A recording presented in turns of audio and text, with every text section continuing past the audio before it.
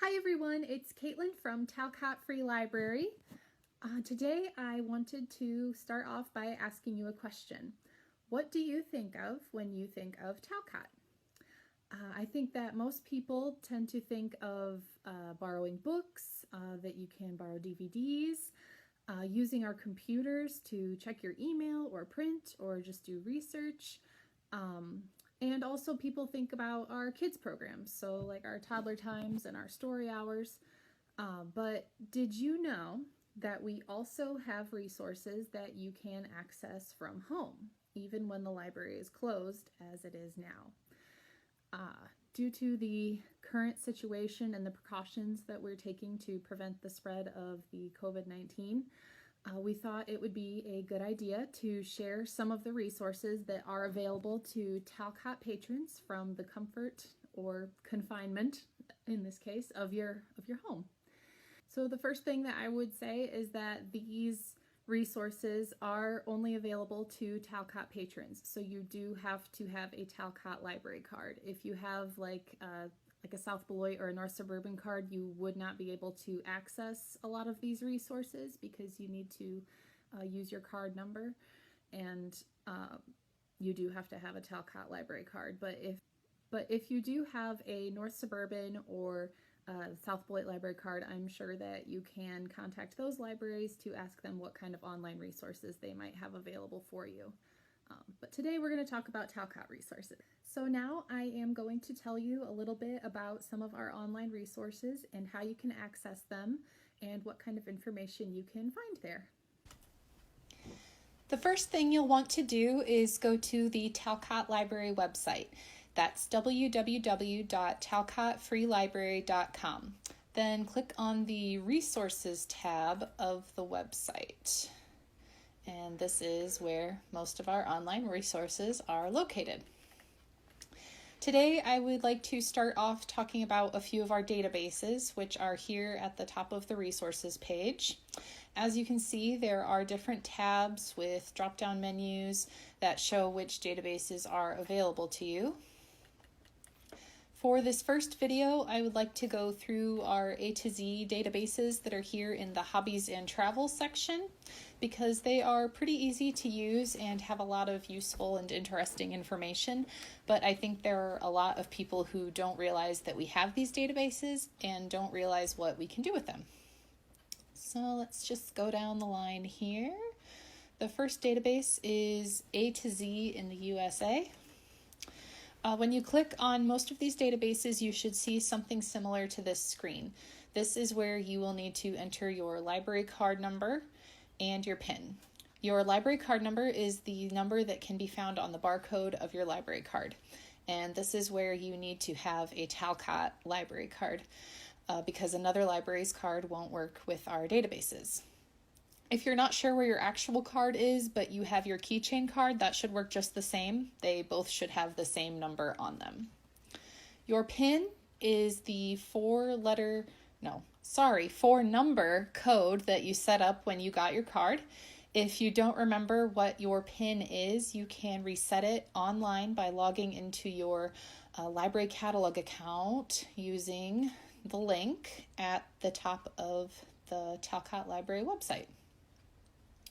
Going back here,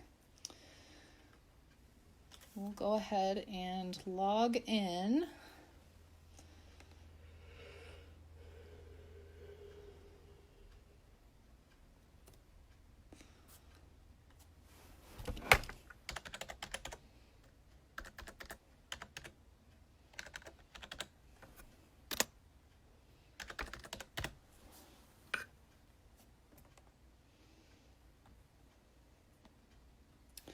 Okay, now that we are logged in, we can see everything in this database.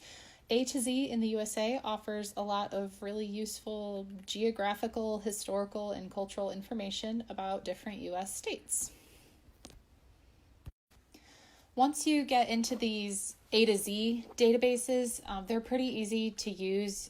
You can just kind of scroll around and look for whichever information you're interested in. So this one, you can look for different topics over here. You can just search by state over here. You can click on whichever one you're interested in, and it'll take you to the information about that state. And then once you get there, there's also these tabs on the side that kind of break down different categories and different facts and stuff that you can read about for each state. Now let's take a look and go to A to Z Maps Online. So this one is pretty much what it sounds like. It's maps. And I think a lot of these A to Z databases are pretty similar to use once you get in there. They have the tabs on the side here that take you to whatever different information you want to see. This one's kind of cool because you can look at antique maps, you can look at modern maps. There's all sorts of different wonderful map information here. The last database that I want to show you today is A to Z World Travel. So this one is really interesting. You can kind of choose different cities from the list over here, and it will give you all sorts of information similar to what you might find in a travel guide. It's all just right here in this database. So let's scroll down. And we will pick London because I've always wanted to go to London. So we'll see what there is to know about London. Basically, it just starts off when you pick a city, it'll give you an overview about some of the general information about that place. But then again, similar to the other A to Z databases, there is more information on the side here. And this one is particularly geared towards travel. And obviously, I know a lot of us aren't really probably planning any extensive travel trips anytime soon.